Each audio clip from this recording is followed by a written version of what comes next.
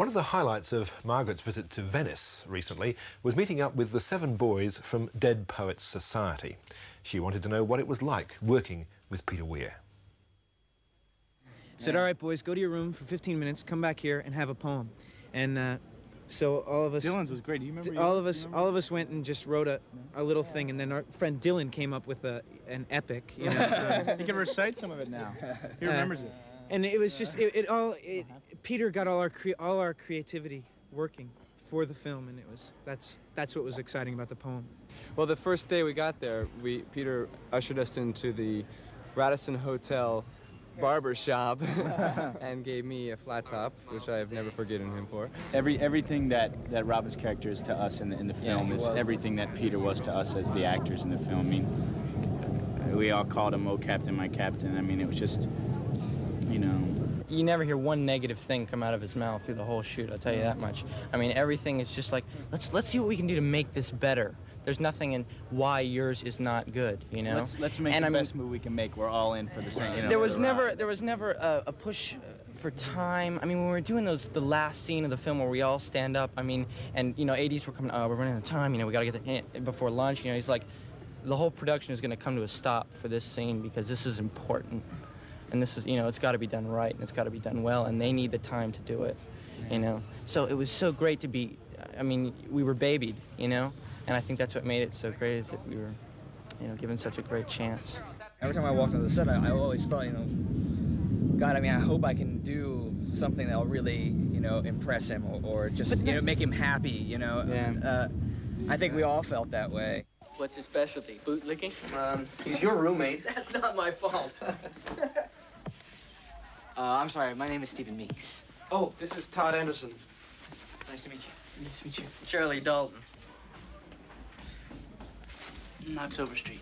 Todd's brother was I Jeff. get letters from a lot of like young people who just said they've seen the movie and just wanted to write and say how much it's changed them. I had one guy who was out at dinner in New York one time, and this guy came up to me and just said, you know, I saw the movie and I'm writing screenplays on the side and I'm doing accounting work, and I went home with my friend and we read poetry to each other one night and just really like talked about it, and it's changed me. So a lot of people, you know, I think it's really had an effect on a lot of people, and it's wonderful. I mean, that's what it's about, you know. I had a woman screaming at me at an auditorium. I went to see a show, and a woman was yelling at me for that as an artist, it's my responsibility not to advocate or to show suicide in a heroic light as we did, as she said. It's a real danger of filmmaking that Peter tried to sort of take control over, especially with young actors. It's very easy to look cool on screen. It's very easy. You're 20 feet high and you're with Robin Williams, and it's very easy to become an idol and to have your actions be looked up to. So Peter, in fact, he'd be the first one to notice any acting.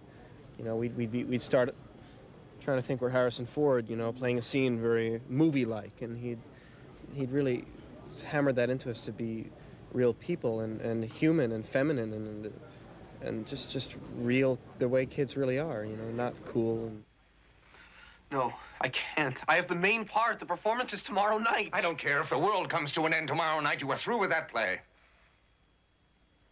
Is that clear? Is that clear?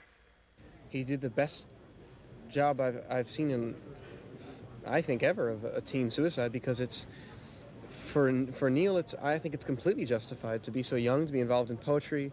It's really a breakthrough for him. This final breakthrough, I mean, it's really the ultimate carpe diem, seizing your life and making a decision. And but at the same time, you see that, and then you see the devastating results of that kids, when they're 17, don't think about. You know, they don't think of the results. They don't really understand what death is. I don't think you leave the film saying, wow, you know, I wish I was Paul Newman, you know, wow, you know, yeah, I wish I was like that, you know, I wish I was Robin Williams. I think you leave the film going, wow, you know, I think what I should be doing, and where am I at? What am I doing? And which is really great thing about which movie making tends not to do. It tends to idolize and make everything so much huge. And this film really gets into where people are and what they're thinking about. You boys there! All right. Who's in? Oh, come on, Neil. Hager's there. Forget Hager. No. Who's in? I'm in. It's one thing to live with the dreams and be comfortable with just dreaming. It's another thing to get an opportunity that means to adapt your dreams to the potential reality or actualization of your dreams coming true. And then dealing with the repercussions of your life choice. Yeah, I suppose it has changed my life.